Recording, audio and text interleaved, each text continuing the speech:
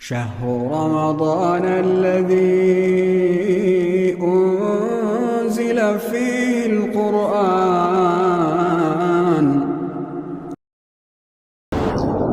أعوذ بالله من الشيطان الرجيم. بسم الله الرحمن الرحيم. يا أيها الناس اتقوا ربكم الذي خلقكم من نفس واحدة وخلق منها زوجها وبث منهما رجالا كثيرا ونساء واتقوا الله الذي تساءلون به والأرحام إن الله كان عليكم رقيبا. وآتوا اليتامى أموالهم ولا تتبدلوا الخبيث بالطيب ولا تأكلوا أموالهم إلى أموالكم إنه كان حوبا كبيرا. وإن خفتم ألا تقسطوا في اليتامى فانكحوا ما طاب لكم من النساء مثنى وثلاث ورباع، فإن خفتم ألا تعدلوا فواحدة أو ما ملكت أيمانكم ذلك أدنى ألا تعولوا. وآتوا النساء صدقاتهن نحلة فإن تبن لكم عن شيء منه نفسا فكلوه هنيئا مريئا. ولا تؤتوا السفهاء أموالكم التي جعل الله لكم قياما وارزقوهم فيها واكسوهم وقولوا لهم قولا معروفا. وابتلوا اليتامى حتى إذا بلغوا النكاح فإن آنستم منهم رشدا فادفعوا إليهم أموالهم ولا تأكلوها إسرافا وبدارا أن يكبروا. ومن كان غنيا فليستعفف ومن كان فقيرا فليأكل بالمعروف. فإذا دفعتم إليهم أموالهم فأشهدوا عليهم وكفى بالله حسيبا. للرجال نصيب مما ترك الوالدان والأقربون وللنساء نصيب مما ترك الوالدان والأقربون مما قل منه وكثر نصيبا مفروضا. وإذا حضر القسمة أولو القربى واليتامى والمساكين فارزقوهم منه وقولوا لهم قولا معروفا. وليخشى الذين لو تركوا من خلفهم ذرية ضعافا خافوا عليهم فليتقوا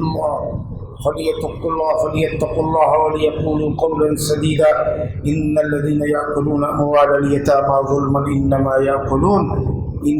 يأكلون في بطونهم نارا وسيصلون سعيرا. سورہ النساء کی 10 آیتیں شروع کی آپ کے سامنے پڑھی گئی ہیں. اللہ تعالیٰ نے مدنی صورت ہے یہ، اور اس میں خطاب اکثر یا الذین آمنوا کے ذریعے ہوتا ہے، لیکن میں نے پہلے بھی بتایا تھا کہ کچھ مدنی صورتوں میں بھی خطاب عالمی انسانیت کو ہے، پوری دنیا انسانیت کو ہے. یا ایھا الناس، اے لوگوں، کیونکہ اللہ تعالیٰ کی نازل کردہ شریعت تمام انسانوں کے لیے. اے لوگوں، اتقوا ربکم، اپنے رب کا تقوی اختیار کرو، اپنے رب کی بندگی کرو.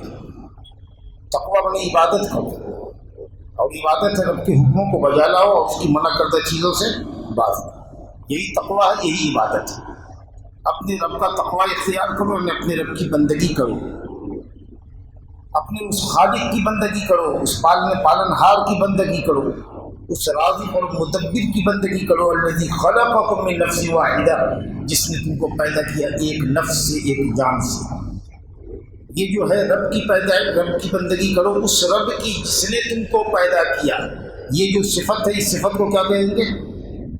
صفت کاشفہ، رب کی حقیقت کو بتانے والی یہ صفت ہے. یہ نہیں کہ ہمارا دو رب ہے، ایک رب ہے جس نے ہم کو پیدا کیا اور ایک رب ہے جس نے ہم کو پیدا نہیں کیا. رب تو ایک ہی ہے. اس رب کی صفت بتانے کے لیے، دل کے اندر عبادت کا جذبہ ابھارنے کے لیے، رب کون؟ وہ جس نے تم کو پیدا کیا، جو تم کو روزی دیتا ہے، تمہارے امور کا ذمہ دار ہے. یہ صفت کاشفہ، یعنی رب کی ایسی صفت جو حقیقت موصوف کی حقیقت بیان کرتی.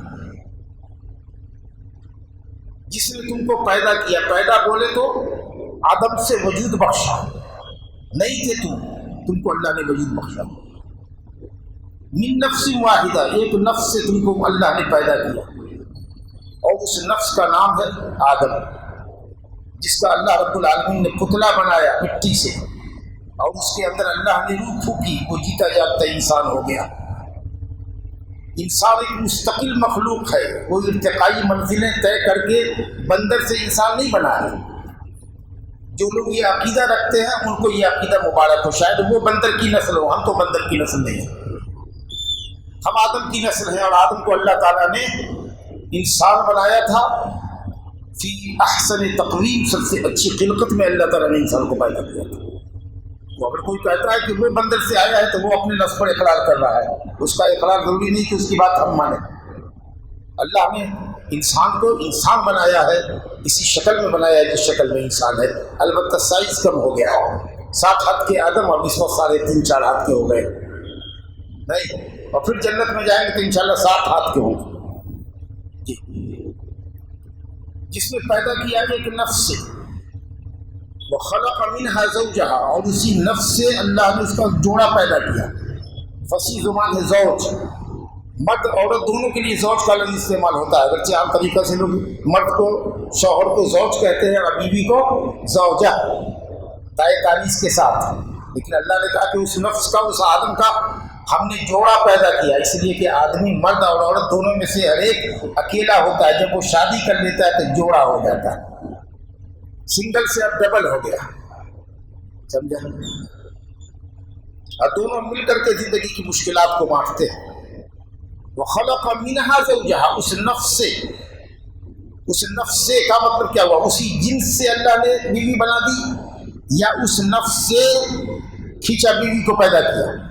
دونوں تعبیر ہیں، یعنی جو مخلوق آدم تھے اسی مخلوق کی حوا کو اللہ تعالیٰ نے پیدا کیا۔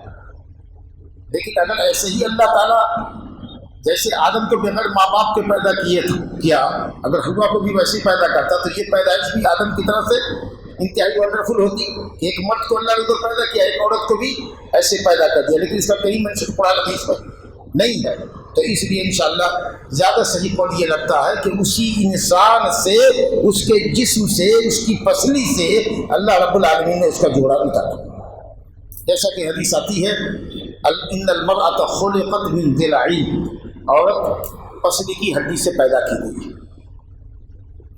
وخلق منها، اس سے اللہ نے اس کا جوڑا پیدا کیا۔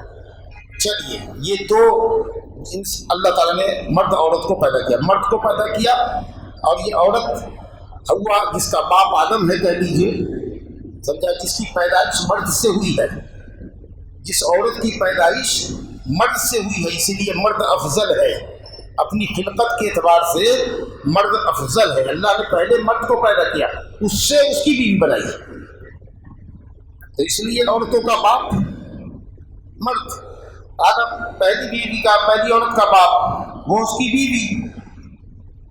اب کہ بیٹی کو اللہ نے بیوی بنایا تو اس طریقے سے تو شروع میں تو بہنیں بھی آپس میں بھائیوں سے شادی کرتی تھی، حضرت آدم کی اولاد میں مذکر مؤنث ہوتا اور سب بھائی شادی کرتے۔ اب یہ آگے چل کر کے معاملہ ہو گیا اور کچھ محرمات کی اللہ نے تفصیل بتا دی ہے، اس کے علاوہ تمام عورتیں جو مسلمان ہیں دینی اعتبار سے تو سب ہماری بہنیں ہیں، کیونکہ سب کا رشتہ وہی جا کے آدم اور حوا تک ملتا ہے۔ تو یہ کہنا کہ بیٹی سے کیسے آدم نے شادی کی، تو پھر یہ سوال بھی ہوگا کہ بھائی نے بہن سے شادی کیسے کی، جو ان کے بیٹے سب ہوئے، تو اس لیے یہ سوال لے جائے۔ لیکن میں نے اس لیے ذکر کیا کہ اس طریقہ سے اسلام پر اعتراض کرنے والے، اوچھے اعتراض کرنے والے لوگ اس طرح کی باتیں کیا کرتے ہیں۔ وَخَلَقَ مِنْهَا زَوْجَهَا وَبَثَّ مِنْهُمَا رِجَالًا كَثِيرًا وَنِسَاءً، اور ان دونوں میاں بیوی سے اللہ رب العالمین نے بہت سے مردوں کو پیدا کیا، وَنِسَاء، اور عورتوں کو پیدا کیا۔ نساء کثیرات نہیں کہا، بہت سی عورتوں کو پیدا نہیں کیا، حالانکہ عورتیں بہت ہیں، مجموعی اعتبار سے دنیا میں عورتوں کی تعداد مردوں سے زیادہ ہے، لیکن اللہ تعالیٰ نے یہ کہا رجالاً کثیراً، بہت مردوں کو پیدا کیا، اور عورتوں کو، بہت عورتوں کو نہیں کہا، کیونکہ مردوں کا بہت ہونا یہ عزت اور قوم کے لیے فخر کی بات ہے، اگر عورتیں زیادہ ہو جائیں تو یہ عزت کی بات نہیں ہوتی۔ اگر کسی کے گھر میں 3 بیٹی ہو، پوچھ لیجیے اس سے حال، اگر 5 بیٹا ہو تو خوش رہے گا، 7 بیٹے ہو جائیں تو خوش رہے گا، ہاں ایک آدھ بیٹی بھی چاہتا ہے، لیکن اگر 6-7 بیٹی ہی ہوا، بیٹا نہیں ہو یا ایک ہی ہو، تو دیکھیے اس کی پریشانی کیا ہوتی ہے۔ تو عزت کی بات ہے مرد کا زیادہ ہونا، یہ قوم کے لیے عزت کی بات ہوتی ہے، بیٹیوں کے لیے تاپ تھکن پریشانی یہ وہ، ان کی عزت و ناموس کی حفاظت، بڑے مسائل ہوتے ہیں۔ لیکن ویسے دنیا کی تعداد میں عورتیں زیادہ ہیں، اور جہنم میں بھی عورتوں کی تعداد زیادہ ہوگی. سمجھے، جبکہ آدم علیہ السلام کی اولاد میں سے 999 غور کیجیے جہنم میں ہوگا، ایک جنت میں ہوگا. تو اب سوچیے اس میں بڑی تعداد عورتوں کی ہوگی، تو ایسے بھی عورتیں زیادہ ہیں. پھر اللہ تعالیٰ فرماتا ہے واتقوا اللہ، دوبارہ سے اللہ تعالیٰ کا تقوی اختیار کرو. اس آیت میں 2 مرتبہ اللہ تعالیٰ کا تقوی اختیار کرنے کی ترغیب. عبادت کا ذکر آیا، رب کی ربوبیت اور خالقیت کا ذکر آیا، انسانوں کی پیدائش، بنیادی پیدائش، ابتدائی پیدائش کا ذکر آیا. پھر اللہ نے کہا واتقوا اللہ الذی تساءلون بہ، یہ بھی صفت کاشفہ ہوگی. اس اللہ کا تقوی اختیار کرو جس کے ذریعے تم ایک دوسرے سے سوال کرتے ہیں. انشدک باللہ، اسألک باللہ، اللہ کے واسطے تم سے مانگتے ہیں، اللہ کے واسطے تم سے سوال کرتے کہ میرا یہ کام کر دو، یہ اللہ کے واسطے یہ کام کر دو. سمجھا کہ نہیں؟ تو آدمی اللہ کا واسطہ دیتا ہے. کیوں دیتا ہے؟ سمجھتا ہے کہ سامنے والے کے دل میں اللہ کی عظمت ہے، ہم یہ جملہ بولیں گے تو وہ میرا کام کر دے گا. یہ سمجھ کر کے آپ اس کو کہتے اسألک باللہ ان تفعل لی کذا، میرے لیے یہ کام کر دو. آپ یہ سمجھتے ہیں کہ سامنے والے کے دل میں اللہ کی عظمت ہے. اللہ تعالیٰ یہ فرما رہا ہے کہ جو عظمت تم دوسرے کے اندر تلاشتے ہو، اس کی وجہ سے اس سے سوال کرتے ہو، وہ عظمت اللہ کی اپنے دل میں کیوں نہیں پیدا کرتے ہو کہ اس کی بندگی کرو، اس کے حکموں کو بجا لاؤ اور اس کی منع کردہ چیزوں سے باز رہو. واتقوا اللہ، اللہ کا تقوی اختیار کرو جس کے ذریعے ایک دوسرے سے اپنی حاجتیں مانگتے ہو، پوری کرتے ہو. والارحام، اور رشتوں کو کاٹنے سے ڈرو، رشتوں کو کاٹنے سے ڈرو، رشتوں کو اس کو مت کاٹو. اللہ نے اپنا حق بیان کیا اتقوا اللہ، اور رشتہ داری کا حق بیان کیا کہ صلہ رحمی کرو، رشتوں کو جوڑے رکھو. کیونکہ اس کے ذریعے بھی لوگ مانگتے ہیں بھائی صاحب ایسا کر دیجیے، ماموں جان یہ کر دیجیے. دل میں محبت پیدا ہوتی ہے کہ بھانجے نے ماموں کہہ کے پکارا ہے، بھتیجے نے چچا کہہ کے پکارا ہے کسی کام کے لیے، تو محبت پیدا ہوتی ہے، آدمی کام کرتا ہے. تو فائدے کے لیے بھائی جان ہے، اور رشتہ کاٹنے کے وقت بھائی جان یاد نہیں ہوتے، بھابھی جان رشتہ کٹوا دیتی ہیں بھائی جان سے. لا الہ الا اللہ. تو اللہ تعالیٰ سے ڈرو، اللہ کے احکام پر عمل کرو، اور رشتوں کو بھی کاٹنے سے ڈرو. ان اللہ کان علیکم رقیبا، بے شک اللہ تعالیٰ تم پر رقیب ہے. رقیب تھا نہیں، رقیب ہے. کانا میں جو ماضی کا معنی ہے تھا کا، وہ ختم ہے، مسلوب ہے. بس سارا کے معنی میں اللہ تعالیٰ سارا ساتھ سے رقیب ہے تم پر. تھا نہیں، اب بھی ہے، کل بھی تھا، آج بھی ہے، کل بھی رہے گا. اللہ تعالیٰ تم پر نگہبان ہے، یعنی اس میں وارننگ ہے. وہ نگہدار کر رہا ہے، نگہبانی کر رہا ہے تمہارا. تم کہاں ہو، کیا کر رہے ہو، رب کی بندگی کرتے ہو کہ نہیں، رشتہ داروں کی رشتہ داری کو نبھاتے ہو کہ نہیں نبھاتے ہو، اللہ تعالیٰ سب دیکھ رہا ہے. دوسری آیت دیکھیے وَآتُوا الْيَتَامَ أَمْوَالَهُمْ. سب سے پہلا حق جو بندے کا اس میں ذکر کیا اللہ نے رشتوں کے بعد، اس کے بعد کہا وَآتُوا الْيَتَامَ أَمْوَالَهُمْ، یتیموں کو ان کے مال دے دو. یتیم جو تمہاری سرپرستی میں ہے، تمہاری ولایت میں ہے. اور پہلے بتا چکے ہیں یتیم مرد یا لڑکا یا لڑکی جس کا باپ مر گیا ہو اور وہ بالغ بچے نہ ہو. تو لڑکا ہو یا لڑکی ہو، نابالغ ہو، باپ مر گیا، ہو سکتا ہے کہ ماں بھی مر گئی ہو، یعنی تو ماں زندہ ہے لیکن باپ مر گیا ہے تو یتیم، جو اس کے امور کی دیکھ ریکھ نہیں کر سکتا. تو اس کے جو مال تمہارے پاس ہیں، یا تو جج نے متعین کر دیا ہے عدالت نے کہ بھائی سلیم صاحب آپ اس مال کو دیکھیے، بچوں کو دیکھیے، آپ کی نگرانی میں دیا، یا یہ ہے کہ وہ آدمی خود مرتے وقت وہ لا کر کے کہا کہ بھائی دیکھو میرا کاروبار، میرا مال، یہ حساب کتاب اور یہ میرے بچے ہیں، تمہارے حوالے کرتا ہوں. تو اللہ کہتا ہے کہ یتیموں کو ان کے مال دے دو، لیکن کب دو؟ شرط آگے آ رہی ہے اگلی آیت میں، جب وہ بالغ ہو جائے اور اپنے مال میں تصرف کرنے کے لائق ہو جائے، کاروبار چلانے کے لائق ہو جائے. یہ شرط آگے آ رہی ہے. تو جب اس وقت دیں گے، کب دیں گے؟ جب وہ بالغ ہو چکے ہوں گے، کاروبار کرنے والے ہو گئے ہوں گے. لیکن ان کو کہا جا رہا ہے وَآتُوا الْيَتَامَ، یتیموں کو مال دے دو. اس وقت وہ یتیم نہیں رہ جائے گا، بالغ ہو چکا ہوگا. لیکن یہ کہا جا رہا ہے بے اعتبار مکان، پہلے یتیم تھا، احساس یہ کرو کہ یتیم کا مال ہے، جو اب بالغ ہو گیا ہے، لینے والا ہو گیا ہے، تو اب یہ حساب ہے تمہارے اوپر، یہ حساب ہے، یہ حساب ہے، یہ حساب ہے، کر کے 2 4 10 20 لاکھ کا حساب دکھا دیا۔ ارے یتیم بچہ کا مال ہے بھائی، جو اب بالغ ہو گیا، دیجا حسابات مت پیش کرو، دے دو جو کچھ ہے، جو کھا پی کر کے بچا ہے وہ دے دو اسے۔ وَآتُوا الْيَتَامَىٰ أَمْوَالَهُمْ وَلَا تَتَبَدَّلُوا الْخَبِيثَ بِالطَّيِّبِ، اور جب دینے کی باری آئی تو فلیٹاں اچھے تھے اس کے، پوش علاقے میں تھے، اس کو رکھ لیا، انٹیریئر علاقے کا ایک فلیٹ دے دیا، یہ تمہارا نفیس مال اس کا لے لیا، اور ردی مال اس کو تھما دیا۔ موٹی بکری تھی، موٹی گائے تھی، اچھے گھوڑے تھے، وہ لے لیا، ردی گھوڑا، مریل گھوڑا اس کے حوالے کر دیا، یہ تمہارا اللہ نے کہا ایسا نہیں دیتا کہ عمدہ لے لو یتیم کا اور ردی اس کے حوالے کر دو۔ وَلَا تَأْكُلُوا أَمْوَالَهُمْ إِلَىٰ أَمْوَالِكُمْ، اور ان کے مالوں کو اپنے مالوں کے ساتھ ملا کے نہ کھاؤ۔ تو ابھی اللہ تعالیٰ نے سورہ بقرہ میں کہا وَإِن تُخَالِطُوهُمْ فَإِخْوَانُكُمْ فِي الدِّينِ، اگر وہ ان کے مال ملا لو تو کوئی نہیں، تمہارا بھائی ہے۔ قُلْ إِصْلَاحٌ لَهُمْ خَيْرٌ، ان کی اصلاح کو پیش نظر رکھو، وہ تمہارے بھائی ہیں۔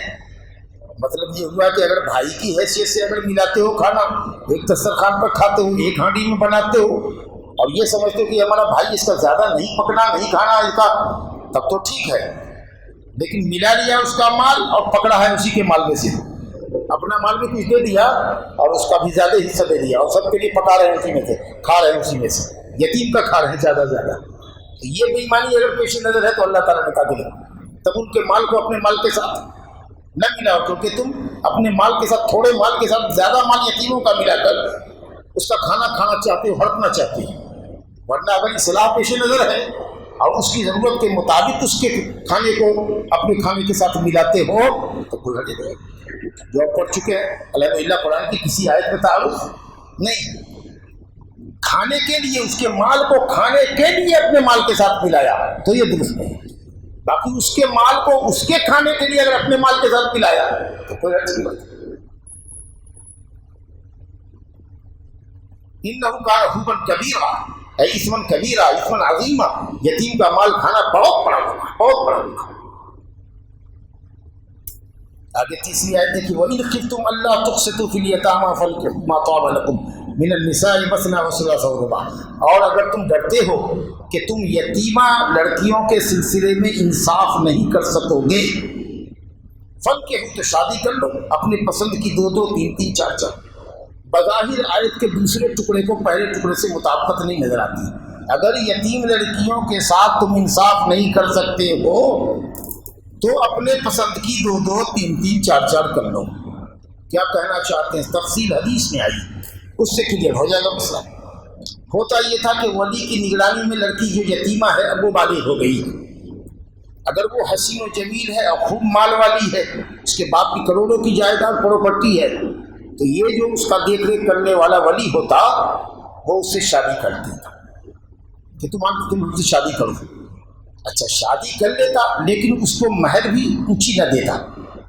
اس اسٹیٹس کی لڑکی کی شادی اگر دوسری جگہ مثال کے طور پر کرتا ہے تو ایک مثال دیتا ہوں، اس کو 1 لاکھ روپیہ مہر ملتا ہے، اس نے 10,000 روپیہ دیا ہے۔ اچھا وہ لڑکی اگر یہ کہہ بھی رہی ہے کہ نہیں نہیں مجھے آپ سے نہیں کرنا چاہتا، نہیں تم کو کرنا ہوگا، میں نے پال پوس کے تم کو بڑا کیا، تم کو کرتی ہے، اب زبردستی ہے بھائی، وہ تم کو پسند نہیں کر رہی ہے، تم اس کو زبردستی دھوسا کر کے اس سے شادی کر رہے ہو۔ اور اگر بدصورت ہوتی اور قلیلۃ المال ہوتی، قلیلۃ الجمال ہوتی، مال و جمال کم ہوتا تو شادی نہیں کرتے، اور بے ایمان کرتے بھی نہیں اور کرنے بھی نہ دیتے، رکی رہو یہاں تک کہ کچھ مال دے، خوشامد ہو، عمر اس کی گزرے، لوگوں نے تھوکا تب جا کر کے کہا اچھا ٹھیک ہے شادی کر۔ ایمان کہیں کہ اگر انصاف نہیں کر سکتے اس کے ساتھ تو ظلم کرنے کی کس نے تم کو اجازت دی؟ چھوڑو اس یتیمہ کو، اپنے فائدے کی معاملہ ہوتا ہے تو شادی کرتے ہو، جو فائدہ نہیں دکھتا، حسین جمیل نہیں ہے، مال والی نہیں ہے تو شادی نہیں کرتے تم، تو کیوں اس کے ساتھ نا انصافی کرو گے؟ کیا دنیا میں عورتوں کی اکال پڑا ہوا ہے؟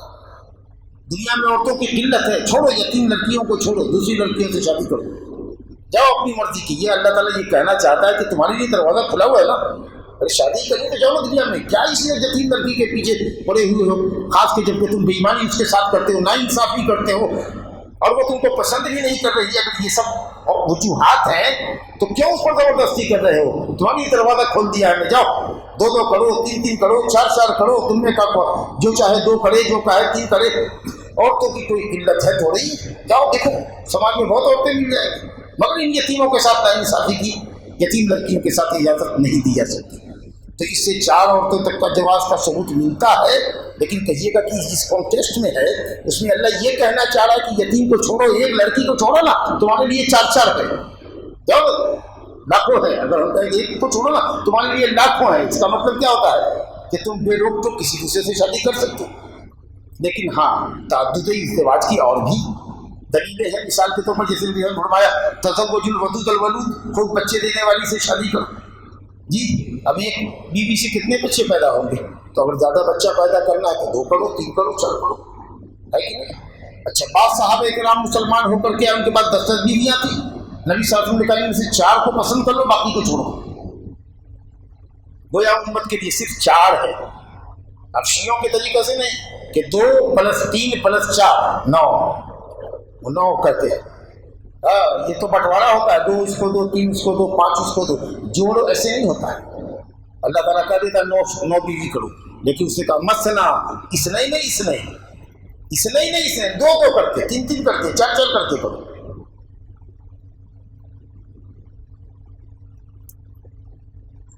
ما طاب لکم، جو عورتیں تم کو پسند ہوں، ما طاب لکم، جو صفت پسند ہو، ماں غیر ضمیر نقول کے لیے آتا ہے، جو اچھی صفت والی عورتیں ہوں ان سے شادی کرو۔ عورتوں کی تو کوئی کمی نہیں، وہ اچھی صفتیں کیا ہیں؟ نبی صلی اللہ علیہ وسلم نے فرمایا، صحیح ہے کہ روایت تنکح المرأة ل40 لمالها ولحسبها ولجمالها ولدینها، مال والی ہے، جمال والی ہے، خاندانی حسب و نسب شرف و عزت والی ہے اور دیندار ہے، لیکن سب سے زیادہ اہمیت کس چیز کو؟ دین کو۔ فاظفر بذات الدین تربت یداک، خوب محنت کرو، دیندار لڑکی سے شادی کرو۔ اور بھی دوسری ظاہری اسباب ہو سکتے ہیں پسند کے، تو اپنے پسند کی عورتوں سے شادی کرو۔ فَإِنْ خِفْتُمْ، لیکن اگر تم ڈر رہے ہو کہ عدل انصاف نہیں کر سکو گے، اگر تمہیں اس بات کا اندیشہ ہے کہ تم بیویوں کے درمیان عدل و انصاف نہیں کر سکو گے، تو ایک ہی بیوی پر اکتفا کرو، ایک ہی بیوی پر۔ ظلم کی اجازت کبھی نہیں دی جا سکتی، ایک ہی بیوی پر اکتفا کرو۔ اور عدل کس چیز میں مطلوب ہے؟ واجبات شرعیہ میں، برابر کی رات گزارو، برابر کا کھانا خرچہ دو، برابر کا کپڑا لتا دو۔ لیکن جو چیز انسان کے اختیار میں نہیں ہے، بس میں نہیں ہے، طبعی میلان، فطری میلان کسی بیوی کی طرف زیادہ ہے، محبت کسی بیوی کی دل میں زیادہ ہے، اس پہ عدل و انصاف نہیں ہو سکتا۔ یہی وہ انصاف ہے جس کو انسان کر نہیں سکتا۔ اللہ تعالیٰ نے اسی انصاف کی نفی کی ہے سورہ نساء کے اندر آگے، وَلَن تَسْتَطِيعُوا أَن تَعْدِلُوا بَيْنَ النِّسَاءِ وَلَوْ حَرَصْتُمْ، چاہ کے بھی قلبی محبت میں تم برابر نہیں کر سکتے 2 بیویوں کو، تب فَتَذَرُوهَا كَالْمُعَلَّقَةِ، تو ایسا نہ ہو کہ ایک کو معلقہ رکھ دو اور ایک کو بیوی شوہر والی بنا کے رکھو، تو وہ تمہارا پیار محبت سب پائے، اور دوسری ادھر میں لٹکی ہوئی ہو، نہ تم اس کو طلاق دے رہے ہو، نہ اس کا شرعی حق ادا کر رہے ہو۔ تو پورے طور پر ایک طرف مائل مت ہو جانا کہ فَتَذَرُوهَا كَالْمُعَلَّقَةِ كُلَّ الْمَيْلِ فَتَذَرُوهَا كَالْمُعَلَّقَةِ، تو یہ عدل و انصاف ہے۔ کوئی کہے گا دیکھو تو یہاں پر اللہ نے کہا کہ تم عدل و انصاف نہیں کر سکتے تو ایک کرو، اور خود تمہارا قرآن کہہ رہا ہے کہ تم ہرگز بیوی کے ساتھ انصاف بیویوں کے ساتھ کر ہی نہیں سکتے، تو اس کا مطلب کہ تمہاری اسلام میں تعدد ازدواج کہاں ہے؟ ایسے ٹکرا دیں گے آیت کو آیت سے کہ عدل و انصاف نہیں کر سکتے تو ایک بیوی کرو، اور اللہ کہتا ہے ہرگز عدل و انصاف نہیں کر سکتے۔ تو جو عدل و انصاف نہیں کر سکتے ہیں وہ ہے قلبی محبت۔ نبی صلی اللہ علیہ وسلم کے تعلق صحیح سنن میں روایت آئی ہے کہ آپ کہتے تھے اللہم ھذا قسمی فیما املک فلا تؤاخذنی فیما تملک ولا املک، میں تو انصاف کرتا ہوں، برابر سے راتیں دیتا ہوں، عورتوں کے پاس جاتا ہوں، لیکن قلبی محبت اگر کسی ایک بیوی حضرت عائشہ سے ہے تو اس پر تو ہمارا مواخذہ نہ کر، کیونکہ دل کا مالک تو ہے۔ سب بیٹا ہوتا ہے، تینوں چاروں بیٹے سے باپ محبت کرتا ہے، لیکن کسی ایک بیٹے کی کوئی ایک خوبی ایسی ہوتی ہے، بعض خوبیاں ایسی ہوتی ہیں جس کی وجہ سے باپ ماں کا طبعی اور فطری میلان اس بچے کی طرف زیادہ ہوتا ہے۔ تو خیر اس قلبی محبت پر مواخذہ نہیں ہے۔ فرمایا گیا اور ما ملکت ایمانکم، یا تمہاری لونڈیاں 100 لونڈی پیسے والے ہونا، نہیں شادی کرنا چاہتے ہو تو ایک بیوی کر لو، 100 لونڈی خرید لو۔ اس زمانے میں جس زمانے میں لونڈی بکتی تھی، ابھی نہیں بکتی ہے۔ اسلامی جب جہاد ہوگا تو مشرکین کی جو عورتیں پکڑی جائیں گی وہ مجاہدین میں بانٹی جائے گی، اور وہ مجاہد اگر کسی کو بیچے تو خرید لو، 50 لونڈی خرید لو، 50 لاکھ 1 لاکھ دے کر کے، اور اگر 50 کے پاس ایک مرتبہ بھی گیا اور حاملہ ہوئی تو 50 بچے تو الحمدللہ اکثر میں آئیں گے۔ کیا ضروری ہے 3-4 بیوی کرو، کیونکہ بیویوں کے درمیان تو عدل و انصاف کرنا ہے، لیکن لونڈیوں اور بیویوں کے مقابلے میں لونڈی کے ساتھ انصاف کی شرط نہیں ہے، وہ آپ کی مرضی پر لونڈی بیوی نہیں ہو سکتی، بیوی ہونے کے لیے اس کو آزاد کرنا ہوگا، پھر نکاح کرنا ہوگا۔ اچھا بیوی کا رشتہ مضبوط ہے کہ لونڈی کا رشتہ مضبوط ہے؟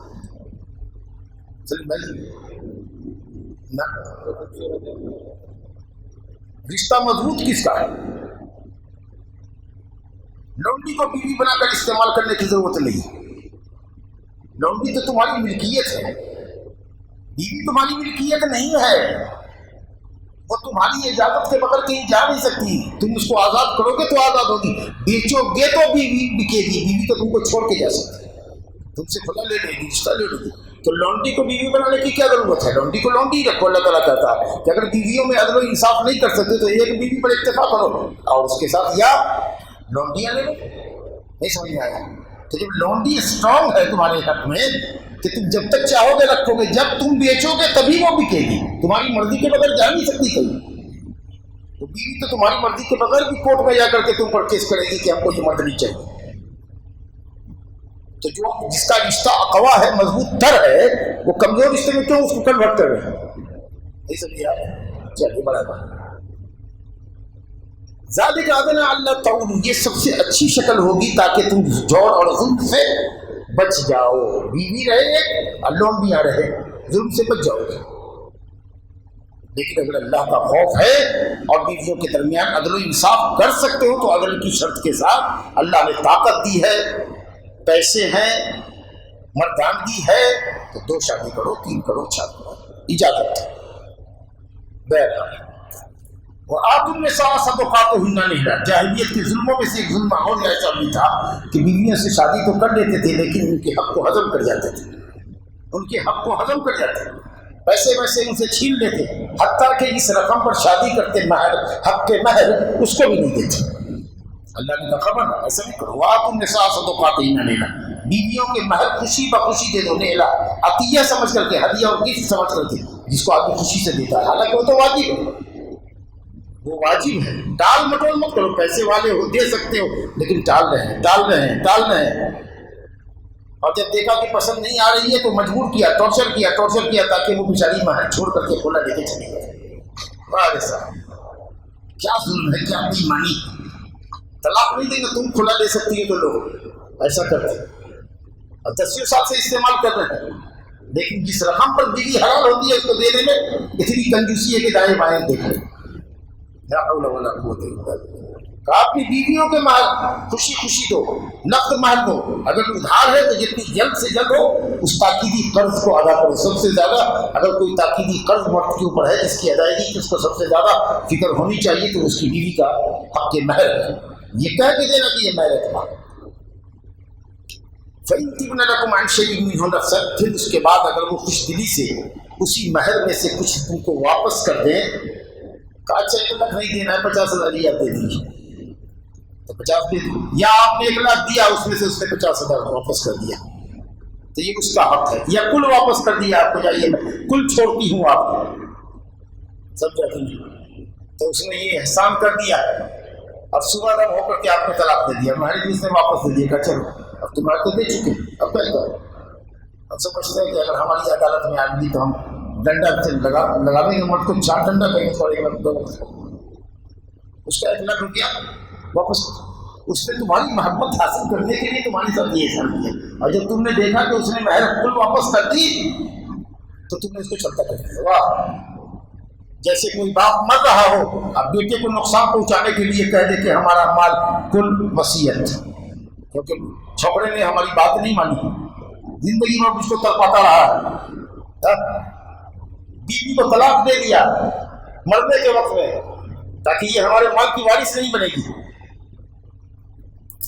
میری طرف جھانکتی بھی نہیں تھی، اب یہ میرے کروڑوں کی جائیداد کی مالک ہوگی، جب اس کو طلاق دے دیتے۔ تو طلاق دے رہے ہو وراثت سے فرار اختیار کرنے کے لیے تو علماء نے کہا نہیں، تمہارے نظریے کے برعکس عدالت اس کے حق میں فیصلہ کرے گی اور اس کو دلوائے گی اس کا حق۔ بہرحال اگر وہ خوشی سے دے دے تو لے لو، ولی کو بھی حق نہیں ہے۔ کتنے باپ ہوتے ہیں ایسے کہ شادی کرا دیا، مہر دلہے سے لے لیا، بیٹی کو نہیں دینا، خرچ کرنے بغیر اس کی اجازت ہے، یا کچھ تھوڑا دے دیا۔ ہرگز ولی کو حق نہیں ہے کہ مہر میں سے کچھ لے، مہر تو عورت کا حق ہے، تمہاری لڑکی کا حق ہے، اس کے حق میں دو، اور اگر مرد دے تو کوئی بات ہی نہیں ہے۔ وہ آتو میں خطاب کس کو ہے یہ کہا، شوہر بھی ہو سکتا ہے، ولی بھی ہو سکتا ہے، پوری مرد خوشی سے اگر وہ کچھ دے دیتی ہے فَقُلُوا ہَنِيًّا مَرِيًّا تو مزے لے کر کھاؤ۔ ہنیًا کھانے کے وقت میں مزہ آتا ہے، اب مرین انجام کے اعتبار سے کھانا اچھا ہو کہ کھا لیا، پیٹ بھر دیا اور دانا ہضم بھی ہو گیا اور صبح اجابت بھی ہو گئی، نہیں سمجھے؟ تو اللہ تعالیٰ کہتا ہے کہ اگر وہ کچھ دلی سے دے دیتی ہے ٹارچر مت کرو، پریشان کر کے مت لو اس سے پیسہ، اگر کچھ دلی سے دیتی ہے تو کھاؤ ہنیاں مزے لے کر، اور انجام بھی اس کا بہتر ہوگا، یعنی وہ حاضر بھی اچھا ہے اور مستقبل بھی اچھا ہے اس کا، کیونکہ اس نے کچھ دلی سے دیا ہے۔ ایسی کوئی صورت اختیار نہ کرواؤ جس سے یہ سمجھ میں آئے کہ مرد ہمارا ہم سے پیسہ مانگ رہا ہے۔ وَلَا تُؤْتُوا السُّفَهَاءَ أَمْوَالَكُمْ، اور تم اپنے مال بے وقوفوں کو نہ دو۔ اگر تمہارے بیٹوں میں کوئی بے وقوف ہے، پاگل ہے، واقعی پاگل ہے یا پاگل جیسی حرکت کرتا ہے، غلط صحبت میں رہ رہا ہے، پیسے خوب اڑاتا ہے، بابا پیسہ دو، باپ پیسہ دو، پیسے کے لیے بہت کلیجے پر چڑھا ہوا ہے، مت دو اس کو، کھلاؤ پلاؤ پہناؤ، لباس پوشاک دو، ضروریات اس کے دینی و دنیاوی مہیا کرو اور سمجھاؤ پیار سے، بیٹا ارے ابھی تم بچے ہو کیوں اتنا خرچہ کرتے ہو، اگر خرچیلے بن جاؤ گے، خرچ کی عادت پڑ جائے گی تو اپنے آپ کو سنبھالنا مشکل ہوگا، بعد میں نہ جانے کیسے حالات آئے۔ ذرا بڑے ہو جاؤ بیٹے، پیسے کی اہمیت نہیں سمجھتے تم، جب بڑے ہوگے دنیا دیکھو گے تب تم کو سمجھ میں آئے گا کہ پیسہ کیا ہے، اس طریقے سے کہہ کر کے اپنی اولاد کو سمجھاؤ۔ یا صفحہ سے مراد وہ بچے ہیں جو ابھی کاروبار میں تصرف نہیں کر سکتے، یتیم بچے، وہ منو مانگتے، 11 سال کا ہو گیا، کسی نے پنچ کر دیا اس کو، کسی نے اس کو چیز کر دیا، مانگو تو بابا میرا پیسہ واپس کیجیے، آپ تو ہمارے والی ہیں، پیسہ تو ہمارا باپ کا ہے نا، آپ کے پاس ہے، ہمارے دیے نہیں دیتے، تم اپنی مال پہ تصرف نہیں کر سکتا، 6 سال سے بچا کے تمہارا پیسہ رکھتا ہے، اس لیے کہ تم ماوڑا گردی کرو۔ اس کو کہا گیا، تو جب یہ بات ہے کہ یتیم بچوں کو مال نہ دو، سفیہوں کو جو تصرف اچھی نہیں کرتے تو ان کو اموالکم کیوں کہا گیا؟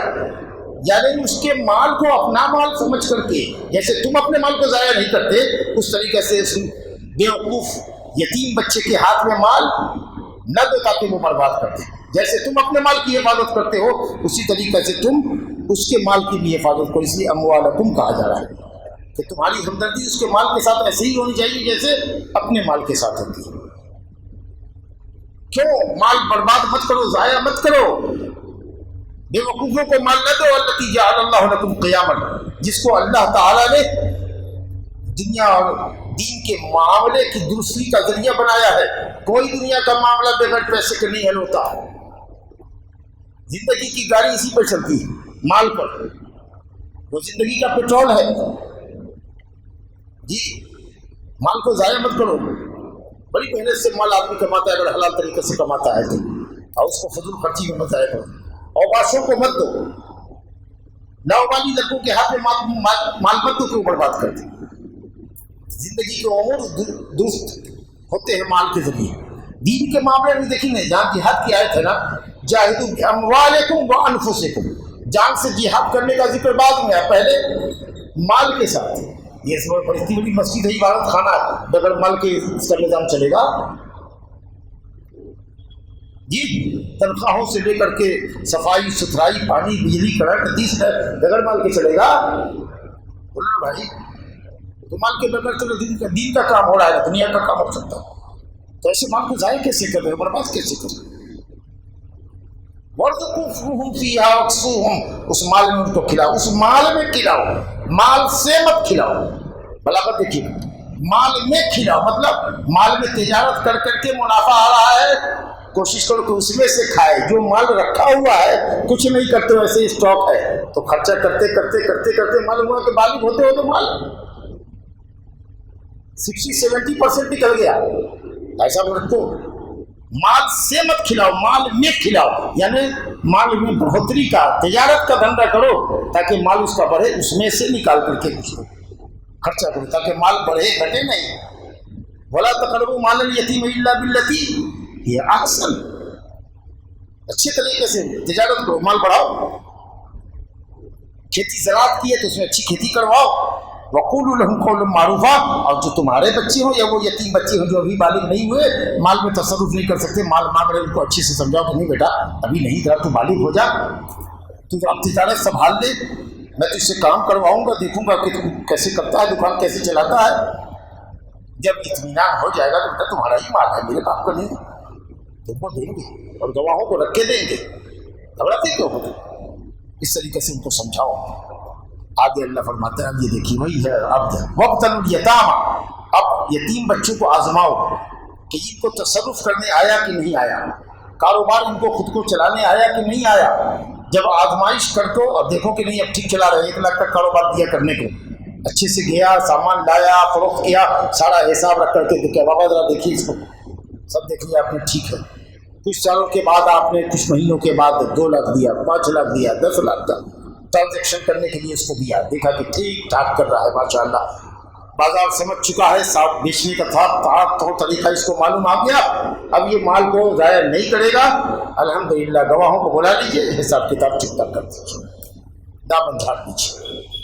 جب وہ بلوغت کو پہنچ جائے، جو کہ 2 شرط جن کو میں نے کہا تھا کہ یتیموں کو ان کے مال دے دو، کب؟ 2 شرطوں کے ساتھ، حتی اذا بلغوا النکاح، یتیموں کو آزماؤ جب وہ بالغ ہو جائیں، فَإِنْ آنَسْتُمْ مِنْهُمْ رُشْدًا، اور تم کو ایک دم بڑھیا سے پتہ چل جائے کہ وہ رشد کی عمر کو پہنچ چکے ہیں، یعنی تصرف کاروبار میں اچھا کر سکتے ہیں، صفاحت نہیں رہی ان میں، اب رشد آ گیا، کاروبار اچھے سے چلانے آ گیا۔ فَادْفَعُوا إِلَيْهِمْ أَمْوَالَهُمْ، بعض ائمہ نے کہا کہ 25 سال کا ہو جائے تو دے دو اس کو مال، چاہے وہ بے وقوفی ہو، نہیں، اگر 40 سال کا بھی ہو کر کے اگر وہ ٹھوہر ہے اور مال کو ضائع اور برباد کر رہے دیں گے، چلو کورٹ میں، کورٹ ہی فیصلہ کرے گا کہ تم کو مال ملنا چاہیے کہ نہیں ملنا چاہیے، تم کیسے مال اڑاتے ہو وہ ہم پیش کریں گے کورٹ، پاور آف اٹرنی ہم تم کو کیسے دینے دیتے ہیں، تمہاری ضرورت کے مطابق ہی تم کو دیں گے، سمجھا نا؟ تو 25 سال نہیں، اور اگر 15 سال میں لڑکا بالغ ہو گیا، 14 سال میں بالغ ہو گیا، 15-16 سال کا بچہ کاروبار خوب بڑھیا چلانے اس کو آتا ہے، اس کا باپ بھی بہت بڑا تاجر تھا، باپ کا اثر بیٹے پر ہے ماشاءاللہ، 15 ہی سال سے وہ اڑنے لگا ہے خوب، اب کاروبار چلانے لگا ہے، تو 25 سال کیوں رکھو گے؟ وہ بھی بالغ ہو چکا ہے، تو بالغ ہو جائے اور تصرف کرنے کی صلاحیت ہو جائے اس کو۔ یہ 2 شرطیں ہیں، وَلَا تَأْكُلُوهَا إِسْرَافًا وَبِدَارًا، اور فضول خرچی مت کرو کھانے میں، اور جلدی جلدی مت کھا لو، اس کا مال کہ بڑا ہوگا تو لے لے گا، تو اس سے پہلے ایک بڑا حصہ کر کے ختم کر دے یتیموں کا، لا حول ولا قوت الا باللہ۔ جس کے دل میں اللہ کا خوف نہیں ہوتا ہے، اور جس کے دل میں یتیم کے لیے محبت اور ہمدردی نہیں ہوتی ہے، وہ بے ایمان ایسے ہی کرتا ہے کہ بچہ بالغ ہو رہا ہے، بڑا ہوشیار ہے کہ پیسے کا حساب مانگے گا، سب کچھ لے گا، اس لیے جلدی جلدی کھا پی کر کے ختم کر دے۔ آگے اللہ تعالیٰ کہتا ہے کہ اب رہا کہ تم نے اس کے کاروبار کو سنبھالا ہے، دیکھا ہے، مال کو بڑھایا ہے، نوکر کے ذریعے بڑھوا رہے ہو تم، ہے نا سارا سسٹم بن گیا، سپرویژن ہے تمہارا، تو کہتا ہے اللہ تعالیٰ کہ اگر تم مالدار ہو گئے، اپنے گھر سے کھا پی سکتے ہو، سیلری کا کوئی مسئلہ نہیں ہے، خود ہی کروڑ پتی آدمی، تمہارا پارٹنر تھا اسے تمہارے حوالے اپنے بیٹے کو کیا ہے، سمجھا کرو، مت کھاؤ، عفاف اختیار کرو، بچوں مت لو پیسہ یتیم کا، ترقی کرو، ہاں اس پہ اس کی ذات پہ خرچ کرو جو ضروری خرچہ ہے. اور اگر فقیر ہو بھائی محتاج ہو تم کام نہیں کرتے اسی کا کام دیکھ رہے ہو تو پھر تمہارے جیسے آدمی کو جتنی سیلری کہیں ملتی ہے اتنی سیلری لو. من کان فقیرا فلیأکل بالمعروف، معروف طریقے سے بھلے طریقے سے عرف اور عادت کے طریقے سے معاشرے میں تمہارے جیسے آدمی کو کتنا ملنا چاہیے اس حساب سے تنخواہ لو کھاؤ. فَإِذَا دَفَعْتُمْ إِلَيْهِمْ أَمْوَالَهُمْ، اور جب ان کے مال ان کو دینے لگو تو گواہ رکھ لو. فَأَشْهِدُوا عَلَيْهِمْ، گواہ رکھ لو تاکہ یہ نہ بعد میں کہا جائے کہ تم نے کچھ رکھ لیا یا بچہ شک و شبہ میں پڑا رہے کہ کیا دیا نہیں دیا. سب حساب و کتاب دو گواہوں کے سامنے، عادل ثقہ گواہوں کے سامنے پیش کر کے اس کے حوالے کر دو. اور یاد رکھو بہت سخت وعدہ ہے، وَكَفَىٰ بِاللَّهِ حَسِيبًا، وَكَفَى اللَّهُ حَسِيبًا. خوبصورتی کے لیے باب بڑھا دیا گیا ہے، وَكَفَىٰ بِاللَّهِ حَسِيبًا، کافی ہے اللہ حساب لینے کے لیے. اللہ تمہارا حساب لینے کے لیے کافی ہے. کیا کچھ کیے ہو تم اس درمیان میں اور کیسا گھپلا کیے ہو اور نہیں کیے ہو، اور ایمانداری کے ساتھ اس کی تجارت کر کے یتیم کو اس کا صحیح حق دے رہے ہو، اس کا مال دے رہے ہو، اس کا حساب اللہ تعالیٰ تم سے اچھا دے. 6 آیت ہوئی ہے. للرجال نصیب مما ترک الوالدان والاقربون. ایک یہ بھی بڑا ظلم تھا عرب کے اندر، جاہلیت کے اندر، کہ مال صرف بڑے بیٹے ہی لیتے تھے جو خاندان سے دفاع کر سکتے تھے، خاندان کی طرف سے لڑ سکتے تھے، عزت و ناموس کی حفاظت کر سکتے تھے. عورتوں کو کیا بھی مال نہیں دیتے، بچوں کو مال نہیں دیتے، ظلم و ستم کرتے. اللہ نے کہا، اللہ رب رؤوف رحیم کا قانون دیکھیے. اللہ کہتا نہیں، للرجال نصیب مما ترک الوالدان والاقربون، والدان یعنی ماں باپ جو مال چھوڑے، اور اقربون اقرب کہا گیا ہے کیونکہ سب سے زیادہ جو قریب ہوگا وہی مال کا وارث ہوگا. بیٹا ہے تو پوتا وارث نہیں ہوتا. جی اقرب جو زیادہ قریب ہو، قریب تک کہ مال کا قریب تک رشتے دار وارث ہوتا ہے. تو ماں باپ چھوڑے یا بھائی چھوڑے مال، جو قانون ہے شریعت کا، مما قل منہ کثرا، مال تھوڑا ہو کہ زیادہ. یہ نہیں سوچو کہ بہنوں کو دینا ہے، جب لاکھوں کروڑوں ہوگا تو کچھ نہیں سا دے دیں گے. نہیں، تھوڑا ہو کہ زیادہ ہو، جتنا ہو اسی میں بہنوں کو بھی بانٹنا ہے. تم بیٹے ہو تو وہ بھی بیٹی ہے، تم ماں باپ کی اولاد ہو وہ بھی ماں باپ کی اولاد ہے. تھوڑا مال ہو کہ کم مال ہو. دیکھو تو کتنا زبردست عدل و انصاف کیا ہے اللہ تعالیٰ نے، اور اسلام نے عورتوں کو کتنا اونچا مقام دیا ہے. آپ تمہارا ترکے میں حق ہے عورتوں کو، کم ہو یا زیادہ ہو. اور ایسے بھی نہیں کہ بہنوں کو کچھ یوں ہی سا دے دیا، ارے مکان میں تم کو نہیں دیں گے، وہ جو خالی لینڈ ہے نا اس میں دیں گے. نہیں، جس مکان میں تمہارے ماں باپ رہتے تھے اس کی بھی قیمت لگے گی، جو اس کا حصہ جائے گا وہ دینا ہوگا. وہ اپنی مرضی سے چھوڑ دے اور بات ہے، بیماری مت کرو. جو کچھ کے چھوڑا ہے، کیش چھوڑا ہے، ماں نے زیور چھوڑا ہے، پراپرٹی چھوڑیے، سب کا پائی پائی کا حساب کرو. اور یہ کتنی بڑی بےایمانی ہوتی ہے سنی بھائی کہ آدمی باپ کے مرنے کے بعد کاروبار میں تصرف کرتا رہتا ہے، اس کا منافع بینیفٹ 10 سال کھاتا رہتا ہے. اور جب بانٹنے کے لیے بہن نے بہت تنگ کیا تو یوں ہی سا کچھ مال دے دیا، اور 10 سال جو اس کا منافع کھاتے رہے وہ صرف تمہارے اکیلے باپ کا تھا، اس کے باپ کا نہیں تھا. تو اس لیے جیسے مرتا ہے معاملہ تجہیز و تکلیف سے فارغ ہو کر، قرضے وغیرہ اگر اس کے ذمے ہے تو اس کو دیر دلا کر، کہیں وصیت اگر کچھ کیا ہے تو 1/3 مال کے اندر اس کی وصیت کو نافذ کر کے مال کی تقسیم کر لو. 10 سالوں کے بعد تقسیم میں بیٹھے ہیں اور اس بیچ میں کما کر کے اپنے اپنے نام کی، بیوی کے نام کی کوٹیاں بنا لی، اور اس بیچاری غریب کو پچھڑا بھاؤ لگایا. 10 سال پہلے اس بلڈنگ کی کیا قیمت ہو سکتی تھی وہ تمہیں دیتا رہا. اس میں ایکسٹینشن کیا ہے، میں نے اس کا رنگ روغن کیا ہے، میں نے یہ کیا، اسی وقت آپ قیمت لگاتے ہیں تو بڑی ناانصافی ہوتی ہے. لا الہ الا اللہ. شکر ہے اللہ کا کہ ہم لوگ کے ساتھ ایسی پراپرٹی نہیں ہے. کچھ زمین تھی تھوڑی سی وہ بانٹ دیا، والد کے مرنے کے بعد ہی بانٹ دیا. اللہ فرماتا ہے کہ یہ نصیب مقرر کیا ہے ہم نے، حصہ مقرر کیا ہے، حصہ مقرر سے کم نہیں دے سکتے تھے. ہاں وہ نہ لے تو اور بات ہے.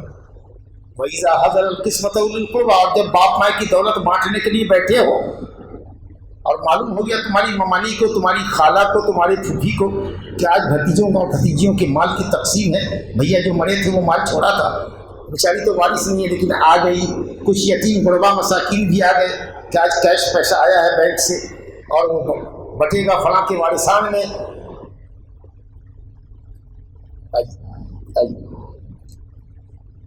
تو وارثان میں آ گئے، تو رشتے داران آ گئے، قریبی رشتے دار سب کہ کچھ آگے ہم کو بھی مل جائے گا، کچھ یتیم قریب بھی آ گئے، کچھ فقیر اور مسکین بھی آ گئے، تو چلو مانگتے سے پہلے کچھ دے دو، اگر نہیں دے سکتے مال تھوڑا ہے یا کسی اور کے مال کا بٹوارا ہے تو ان سے بہت ہی ادب کے ساتھ معذرت کر لو کہ مال میں گنجائش نہیں ہے، وہ کچھ زیادہ ہے، معاف کیجیے۔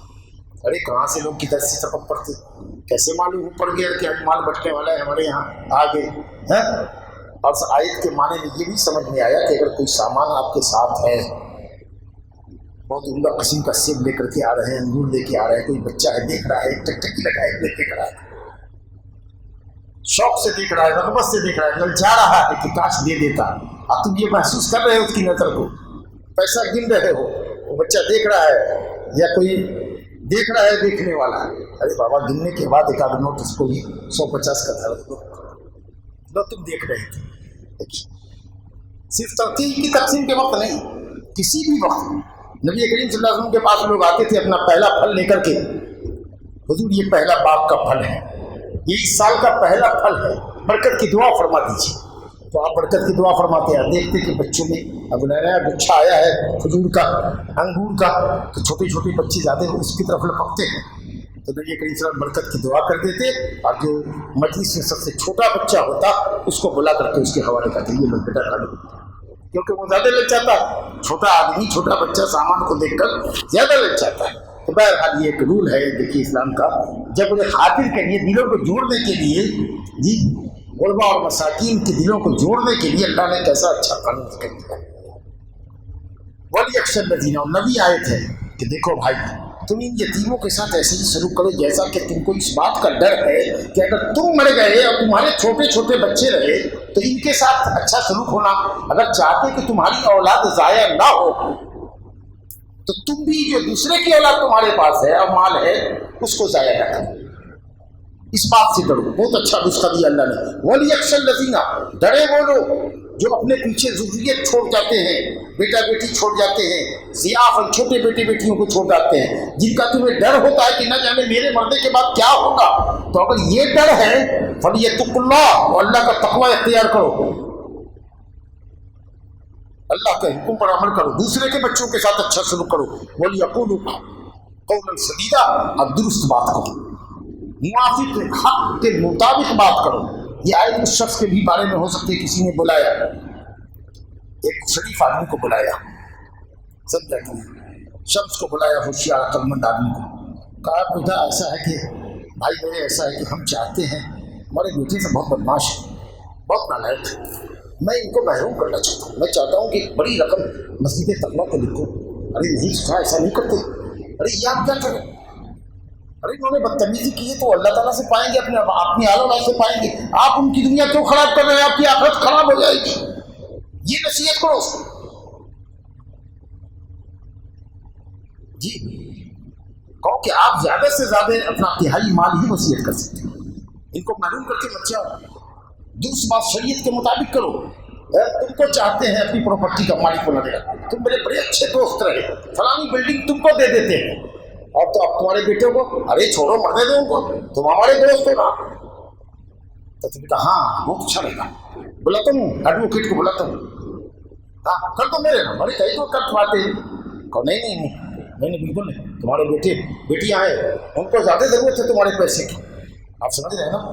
وَلْيَقُولُوا قَوْلًا سَدِيدًا ان الذین یاکلون اموال الیتامی ظلما، یتیموں کا ذکر چل رہا تھا، آخری آیت ہے کہ جو لوگ یتیم کا مال ظلمن کھاتے، ناحق کھاتے، ناحق کھانے کا مطلب کہ اگر فقیر ہیں اور دیکھ ریکھ کر رہے تھے، محتاج تھے، تو تنخواہ لینا جائز ہے، ان کے مالوں کو اپنے مال کے ساتھ ان کی ضرورت کے مطابق لے کر کے پکا کر کے ساتھ میں کھانا کھلانا یہ بھی جائز ہے، لیکن یہ نہیں ہڑپنے کے لیے یتیموں کا مال لے رہے ہیں، کہ جو وعید یہاں بتائی گئی ہے وہ شاید کسی گناہ پر نہیں بتائی گئی، کہ وہ مال نہیں کھا رہا ہے، وہ دانہ نہیں کھا رہا ہے، وہ جہنم کی آگ کھا رہا ہے، یہ کسی جرم کے اوپر یہ سزا نہیں، یاکلون فی بطونہم نارا، جہنم کی آگ کھا رہا ہے جو سلگے گی اس کے پیٹ کے اندر، وہ سیصلون سعیرا، اور بھڑکتی ہوئی آگ کے انگاروں کے اندر جائے گا، والعیاذ باللہ۔ اب جو اللہ نے کہا کہ مردوں کا حصہ ہے اور عورتوں کا حصہ، وہاں بھی دیکھیے عورتوں کا ذکر بعد میں کیا ہے، پہلے مردوں کا ذکر کیا، مرد کی اہمیت ہے نا، اچھا مرد کو ایک دو عورت کے مقابلے ملتا ہے، دو بہنوں کا حصہ ایک مرد کو جاتا ہے، تو اس لیے بھی اوپر ذکر کیا گیا۔ اب وہ جو اجمال تھا اس کی تفصیل یہاں آیت نمبر 11 میں ہے کہ کس کو کتنا ترکہ ملتا ہے، اور میں اس کو ایک سے زیادہ مرتبہ بہت تفصیل سے پڑھ چکا ہوں مسجدوں کے اندر، جس کا آڈیو ویڈیو بنا ہوا ہے، اس لیے اس آیت میں ہم آپ کے ساتھ نہیں رکیں گے، درس ہمارا انشاءاللہ تعالیٰ اگلا جو ہوگا وہ کسی اگلی آیت کا ہوگا انشاءاللہ۔ هذا وبالله التوفيق وصلى الله على نبينا محمد وآله وصحبه